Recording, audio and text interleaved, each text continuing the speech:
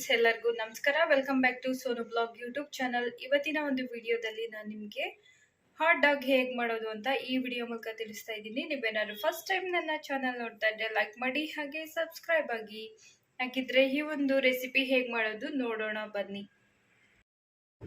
Friends, ನಾನಿಲ್ಲಿ hot dog ಮಾಡೋದಕ್ಕೆ frozen hot dogs, bun ಮತ್ತು ಬಟರ್, ಚೀಸ್, ಮಿಕ್ಸ್ಡ್ ವೆಜಿಟೇಬಲ್ಸ್ ತೊಗೊಂಡಿದ್ದೀನಿ. ವೆಜಿಟೇಬಲ್ಸ್ ನಿಮ್ಗೆ ಯಾವ್ದು ಇಷ್ಟ ಅದನ್ನು ಹಾಕ್ಬೋದು. ಹಾಟ್ ಡಾಗ್ ಬನ್ಸ್ ತೊಗೊಂಡಿದ್ದೀನಿ ಮತ್ತು ತರಕಾರಿ ಎಲ್ಲ ಈ ರೀತಿ ಕಟ್ ಮಾಡಿ ಇಟ್ಕೊಂಡಿದ್ದೀನಿ. ನಿಮ್ಗೆ ಯಾವ ವೆಜಿಟೇಬಲ್ಸ್ ಇಷ್ಟ ಅದನ್ನು ಹಾಕೋಬೋದು. ಈಗ ಒಂದು ಬೌಲ್ಗೆ ಕಟ್ ಮಾಡಿರೋ ವೆಜಿಟೇಬಲ್ಸ್ ಹಾಕ್ಕೊಂಡಿದ್ದೀನಿ. ಹಾಗೆ ಒಂದು 1/4 ಸ್ಪೂನಷ್ಟು ಉಪ್ಪು, ಒಂದು ಚಿಟಿಕೆ ಅಷ್ಟು ಪೆಪ್ಪರ್ ಪೌಡ್ರ್ ಹಾಕ್ಕೊಂಡಿದ್ದೀನಿ. ಹಾಗೆ ಮಯೋನೀಸ್ ಹಾಕ್ಕೊಳ್ತಾ ಇದ್ದೀನಿ. ನಿಮಗೆ ಯಾವ ಫ್ಲೇವರ್ ಬೇಕು ಆ ಫ್ಲೇವರ್ ಹಾಕ್ಕೊಳ್ಳಿ. ನಾನು ಸ್ವಲ್ಪನೇ ಯೂಸ್ ಮಾಡ್ತಾ ಇರೋದು. ಈಗ ಇದಿಷ್ಟನ್ನು ಹಾಕ್ಕೊಂಡು ಒಂದ್ಸರಿ ಚೆನ್ನಾಗಿ ಮಿಕ್ಸ್ ಮಾಡ್ಕೋಬೇಕು.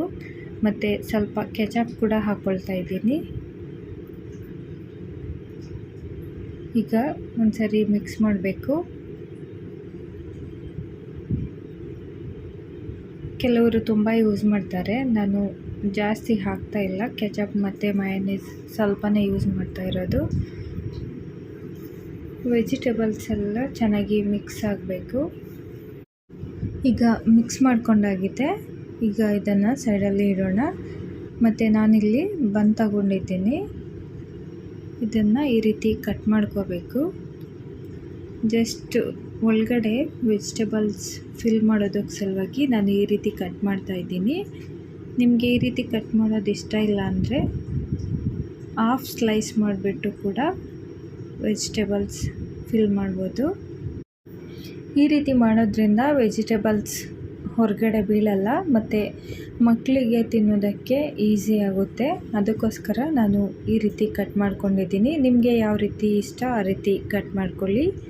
ಈಗ ಇದನ್ನು ಸೈಡಲ್ಲಿ ಇಡೋಣ ಮತ್ತು ಸ್ಟವ್ ಆನ್ ಮಾಡಿ ಒಂದು ಪ್ಯಾನ್ ಇಡ್ತಾ ಇದ್ದೀನಿ.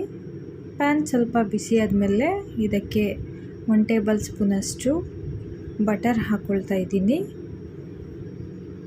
ಬಟರ್ ಇಷ್ಟ ಇದ್ದರೆ ಹಾಕ್ಕೊಳ್ಳಿ, ಇಲ್ಲಾಂದರೆ ಆಯಿಲ್ ಹಾಕ್ಕೋಬೋದು. ಬಟರ್ ಹಾಕ್ಕೊಳ್ಳೋದ್ರಿಂದ ಟೇಸ್ಟ್ ಚೆನ್ನಾಗಿರುತ್ತೆ. ಮತ್ತು ಈಗ 2 ಟೇಬಲ್ ಸ್ಪೂನಷ್ಟು ಅಡುಗೆ ಎಣ್ಣೆ ಹಾಕ್ಕೊಳ್ತಾ ಇದ್ದೀನಿ. ಫಸ್ಟು ನಾನಿಲ್ಲಿ ಹಾಟ್ ಡಾಗ್ಸ್ ಫ್ರೈ ಮಾಡ್ಕೊಳ್ತಾ ಇದ್ದೀನಿ. ನಿಮಗೆ ಎಷ್ಟು ಬೇಕು ಅಷ್ಟು ಪೀಸಸ್ ಫ್ರೈ ಮಾಡ್ಕೋಬೇಕು. ಎಲ್ಲ ಕಡೆನೂ ಚೆನ್ನಾಗಿ ಫ್ರೈ ಆಗಬೇಕು. ಈ ರೀತಿ ತಿರುಗಿಸಿ ಹಾಕಬೇಕು, ಯಾಕಂದರೆ ಮೇಲೆ ಕೆಳಗಡೆ ಎಲ್ಲ ಚೆನ್ನಾಗಿ ಫ್ರೈ ಆಗಬೇಕು. ಅದಕ್ಕೋಸ್ಕರ ಫ್ರೆಂಡ್ಸ್, ನಾನು ಹಾಟ್ ಡಾಗ್ ಸೈಡಲ್ಲಿ ಸ್ವಲ್ಪ ಸ್ಲಿಟ್ ಮಾಡಿ ಹಾಕಿದ್ದೀನಿ. ಒಳಗಡೆ ಎಲ್ಲ ಚೆನ್ನಾಗಿ ಫ್ರೈ ಆಗಬೇಕು ಅನ್ನೋದಕ್ಕೋಸ್ಕರ. ನೋಡಿ, ಈ ಥರ ಫ್ರೈ ಮಾಡ್ಕೋಬೇಕು ಎಲ್ಲ ಕಡೆನೂ. ಈಗ 1/4 ಭಾಗ ಫ್ರೈ ಆಗಿದೆ. ಫ್ರೆಂಡ್ಸ್, ಪ್ಯಾನಿಂದ ತೆಗೆಯೋಕ್ಕಿಂತ ಮುಂಚೆ ಒಂದ್ಸರಿ ನೋಡ್ಕೊಳ್ಳಿ ಎಲ್ಲ ಕಡೆ ಚೆನ್ನಾಗಿ ಫ್ರೈ ಆಗಿದೆಯಾ ಇಲ್ವಾ ಅಂತ. ಈ ರೀತಿ ಕಲರ್ ಬರಬೇಕು. ಈಗ ಆಲ್ಮೋಸ್ಟ್ ಫ್ರೈ ಮಾಡ್ಕೊಂಡಾಗಿದೆ. ಸ್ಟವ್ ಆಫ್ ಮಾಡಿ ಈಗ ಫ್ರೈ ಮಾಡಿರೋ ಹಾಟ್ ಡಾಗ್ನ ಒಂದು ಪ್ಲೇಟಲ್ಲಿ ಹಾಕಿಡ್ತಾ ಇದ್ದೀನಿ. ಈಗ ಹಾಟ್ ಡಾಗ್ ಫ್ರೈ ಮಾಡಾಗಿದೆ, ಇದನ್ನು ಸೈಡಲ್ಲಿ ಇಡೋಣ. ಮತ್ತು ಅದೇ ಪ್ಯಾನಲ್ಲಿ ಹಾಟ್ ಬನ್ಸ್ ಸ್ವಲ್ಪ ಹೀಟ್ ಮಾಡ್ಕೊಳ್ತಾ ಇದ್ದೀನಿ. ಸ್ವಲ್ಪ ಟೋಸ್ಟ್ ಥರ ಮಾಡಿಕೊಂಡ್ರೆ ಟೇಸ್ಟ್ ಚೆನ್ನಾಗಿರುತ್ತೆ. 2 ಕಡೆನೂ ಮಾಡ್ಕೋಬೇಕು. ಈಗ ಒಂದು ಕಡೆ ಚೆನ್ನಾಗಾಗಿದೆ. ಜಸ್ಟ್ ಲೈಟಾಗಿ ಮಾಡಿಕೊಂಡ್ರೆ ಸಾಕು. ನಿಮಗೆ ಬೇಕಂದರೆ ಮಾಡ್ಕೊಳ್ಳಿ, ಇಲ್ಲಾಂದರೆ ಮೈಕ್ರೋವೇವಲ್ಲಿ ಕೂಡ ಇಡ್ಬೋದು. ಈಗ ಹಾಟ್ ಬನ್ ಒಳಗಡೆ ತಂದೂರಿ ಮಯೋನೀಸ್ ಹಾಕ್ಕೊಳ್ತಾ ಇದ್ದೀನಿ. ವೈಟ್ದು ಕೂಡ ಯೂಸ್ ಮಾಡ್ಬೋದು.